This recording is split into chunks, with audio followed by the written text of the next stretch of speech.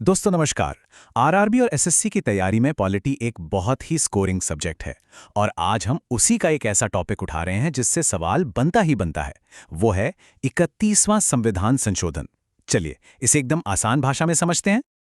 चलिए एक नंबर से शुरू करते हैं। 543। ये नंबर अपने दिमाग में बैठा लीजिए।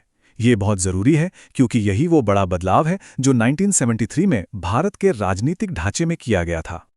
अब इस पूरे टॉपिक को एग्जाम के लिए पक्का करने के लिए हम इसे 5 छोटे छोटे हिस्सों में तोड़कर समझेंगे। एक एक करके आगे बढ़ेंगे ताकि कोई भी कंफ्यूजन ना रहे। तो चलिए शुरू करते हैं पहले हिस्से से। इसमें हम इस संशोधन की वो सबसे जरूरी बात जानेंगे जो आपको सीधे एग्जाम में एक नंबर दिला सकती है। तो सबसे जरूरी, सबसे हैक्सिम बात क्या है? वो ये है कि 1973 का जो 31st संशोधन था, उसने लोकसभा की सीटें 525 से बढ़ाकर 543 कर दी। बस यही वो फैक्ट है जो सीधा सीधा एग्जाम में छपता है। ठीक है, ये तो समझ आ गया कि सीटें बढ़ीं, पर सवाल ये उठता है कि भाई इसकी जरूरत ही क्यों पड़ी? आखिर सरकार को ऐसा करना क्यों पड़ा? तो देखिए, वजह एकदम सीधी साधी थी। 1971 में हुई थी जनगणना और उसके जो आंकड़े आए उन्होंने दिखाया कि देश की आबादी तो भाई काफी बढ़ गई है, तो हर नागरिक को सही प्रतिनिधित्व मिले, इसके लिए सीटों की संख्या बढ़ाना बिल्कुल जरूरी हो गया था। हाँ, और एक बहुत जरूरी बात, ये बात गांठ बांध लीजिए, ये जो बदलाव था ना, ये सिर्फ सीटों का एडजस्टमेंट था, प्रतिनिधित्व के लिए। इसका राज्यों के पुनर्गठन या रीऑर्गेनाइजेशन से कोई लेना देना नहीं था। एग्जामिनर यहीं पर फंसाने की कोशिश करता है। तो चलिए अब आते हैं उन नंबरों पर जिनसे एग्जाम में सवाल बनता है। देखते हैं कि असल में बदला क्या क्या। यहां पर देखिए, दो बड़े बदलाव हुए। एक तरफ तो लोकसभा की जो सीटें थीं वो 525 से बढ़कर 543 हो गईं, तो वहीं दूसरी तरफ केंद्र शासित प्रदेशों यानी यूनियन टेरिटरीज की सीटें 25 से घटाकर 20 कर दी गईं। ये दोनों नंबर याद रखने हैं। और ये देखिए, इस चार्ट से बिल्कुल साफ हो जाता है, लोकसभा में सीधा सीधा 18 सीटों का इजाफा हुआ।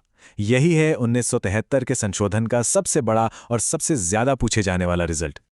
अच्छा, अब उन स्टूडेंट्स के लिए जो थोड़े और गहरे सवाल तैयार कर रहे हैं, ये जानना बहुत जरूरी है कि संविधान के कौन से आर्टिकल्स, मतलब कि कौन से अनुच्छेदों पर इसका सीधा असर पड़ा। तो देखिए, इस संशोधन ने सीधे सीधे दो आर्टिकल्स को छुआ। पहला आर्टिकल 81 जो लोकसभा की बनावट के बारे में है, और दूसरा आर्टिकल 330 जो SC/ST के लिए सीटों के रिजर्वेशन से जुड़ा है। जाहिर सी बात है, जब टोटल सीटें बदलेंगी तो रिजर्वेशन के आंकड़े भी तो उसी हिसाब से एडजस्ट होंगे ना। चलिए, अब तक हमने जो भी पढ़ा उसे फटाफट एक जगह समेट लेते हैं। यह है आपका final revision flash card. Exam से ठीक पहले बस इसे देख लेना है, सब याद आ जाएगा। अब जरा सोचिए, इस टॉपिक से सबसे कॉमन सवाल, माने वो MCQ जो बार बार आता है, वो क्या हो सकता है? बिल्कुल, सवाल सीधा नंबरों पर ही आएगा। तो परीक्षा के लिए ये चार बातें बिल्कुल रट लीजिए। साल कौन सा? 1973। संशोधन कौन सा? 31वां। सीटें कितनी हुई? 525 से 543, और कारण 1971 की जनगणना। हाँ, और एक प्रो टिप, इसको ना अक्सर 7वें संशोधन के साथ कंफ्यूज करके पूछते हैं। याद रखिए, 7वां संशोधन राज्यों के पुनर्गठन से था और 31वां सिर्फ सीटों के समायोजन से। दोनों अलग अलग हैं। और आखिर में एक सवाल छोड़कर जा रहा हूं, जरा सोचिएगा इस पर।